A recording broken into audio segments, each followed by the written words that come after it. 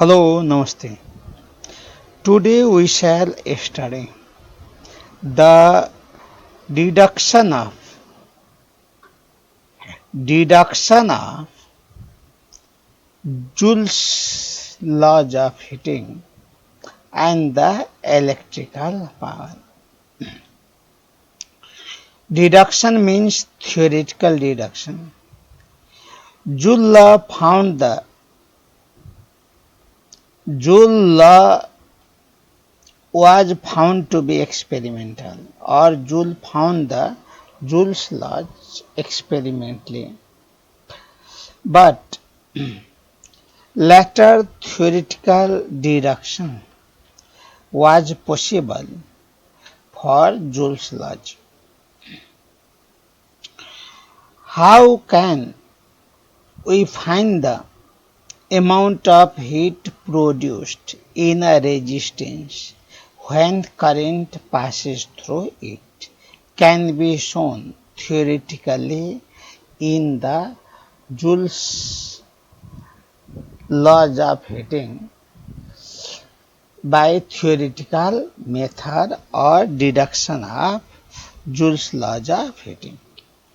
We will also study the theoretical electrical power, or theoretically we can see the electrical power of an electrical appliance. Let us see by the document. Here is deduction of Joule's laws of heating. Joule's laws of heating, I have written, Joule's laws of heating can be deduced theoretically. Let a current I is passed through a resistance R, so that potential difference is V is equal to I into R according to Ohm's law.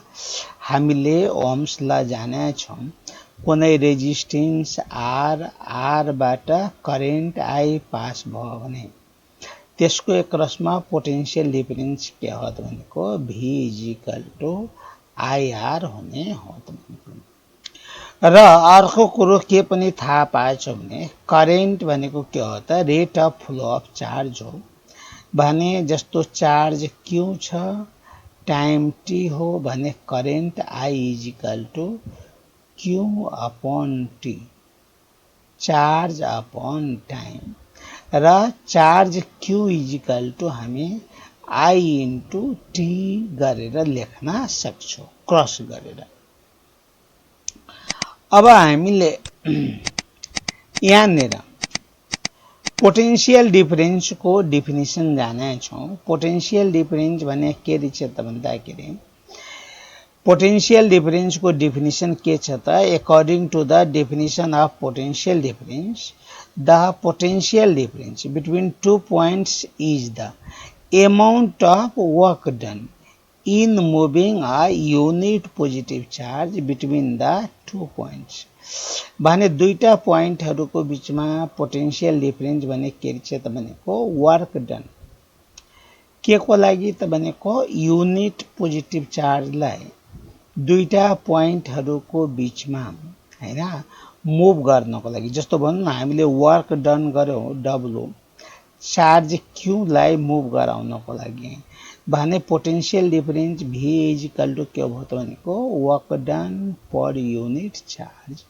भने work done भनेको के हो त भनेको cross गर्दाखेरि V into के हो त Q हामीले के हो त भनेको V को भ्यालु यहाँ के हो त भनेको IR राख्न सक्छौं Q भनेको के हो त भनेको IT राख्न सक्छौं त भनेको हैन। यहाँ हामीले यसरी राख्दाखेरि के गर्यौं त भन्दाखेरि V भनेको के गर्यौं त भनेको IR राख्यौं र Q भनेको IT राख्दाखेरि यो के भयो त भनेको I² RT यो वर्क यो वर्क, यहाँ एक्सटर्नल वर्क हो। यो वर्क केले गरेको त भनेको हाम्रो एक्सटर्नल सोर्सले, एउटा चाहिँ किन ब्याट्रीले, र यो मेकानिकल वर्क नै केमा चेन्ज हुने हो त भनेको हिट इनर्जीमा चेन्ज हुने हो। किनभने इनर्जी जहिले पनि के हो त एक फर्मबाट अर्को फर्ममा चेन्ज हुन्छ। Energy can neither be created nor be destroyed, but can be changed from one form to other. Here the mechanical energy changes into the heat energy, and this is the deduction of Joule's law of heating. This amount of heat is in joule.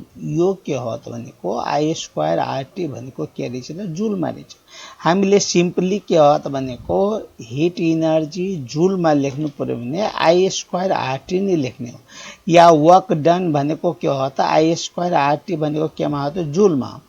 यसलाई के हो त भनेको simply हामीले conversion factor जे ले divide गर्दाखेरि चाहिँ के हो त भनेको यो क्यालोरीमा आउँछ। जस्तो जे ले डिभाइड गर्दाखेरि यो केमा आउने हो त भनेको क्यालोरीले त भनेको हैन।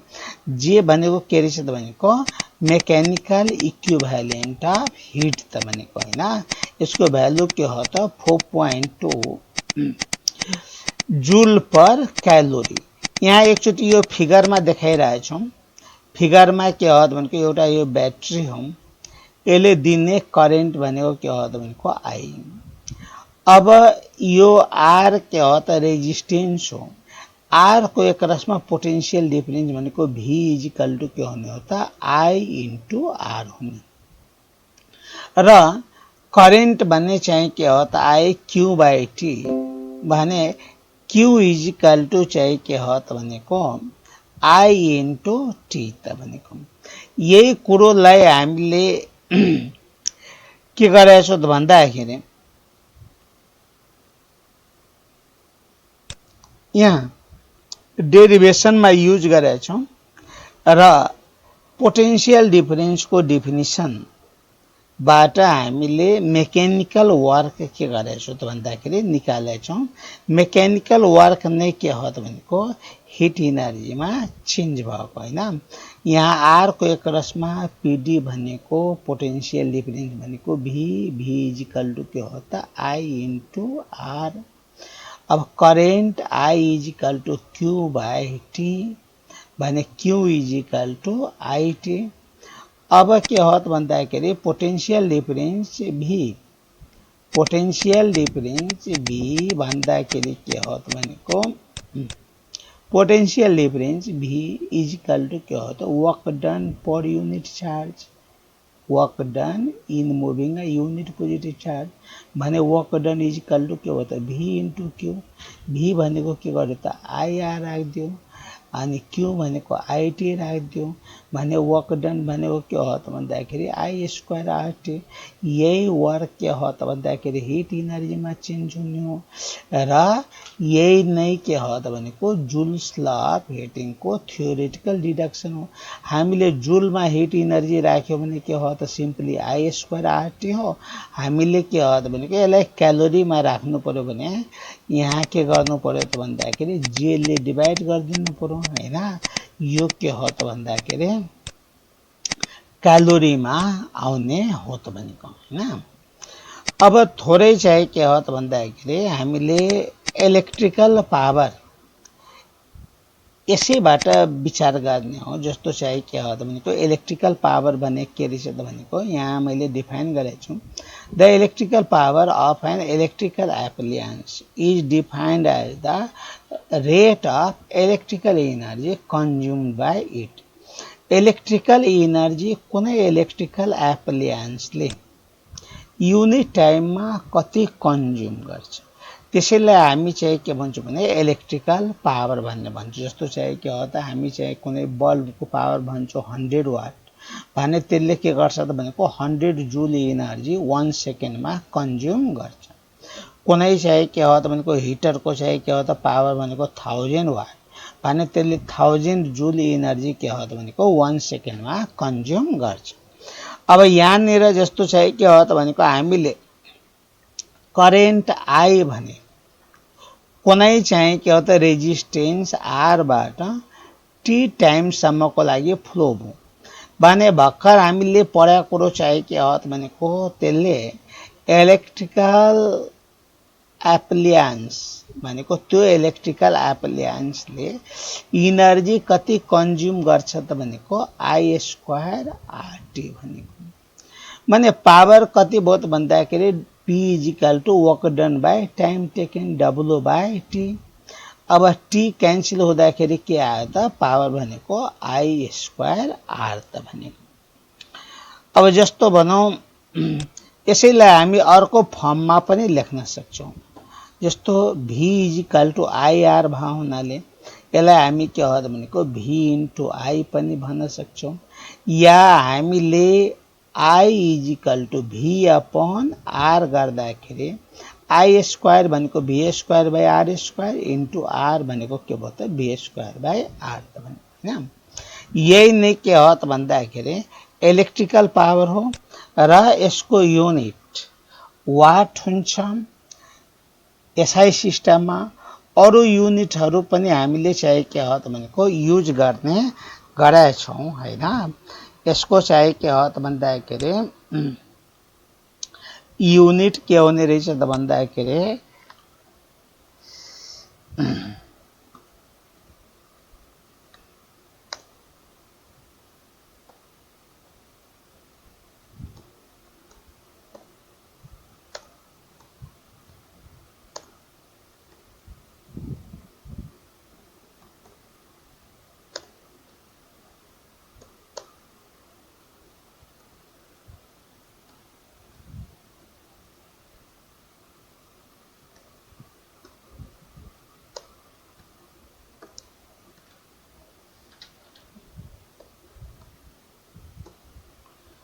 यसको युनिट वाट हुन्छ एसआई सिस्टममा। अरु पनि हामी युनिटहरु युज गर्ने गर्छौं जस्तो चाहिँ के हो त भनेको किलोवाट मेगावाट यो हाम्रो के हो त भनेको नेसेसिटी अनुसार हो हैन। र आजलाई यति नै गर्छौं। Thank you have a good day.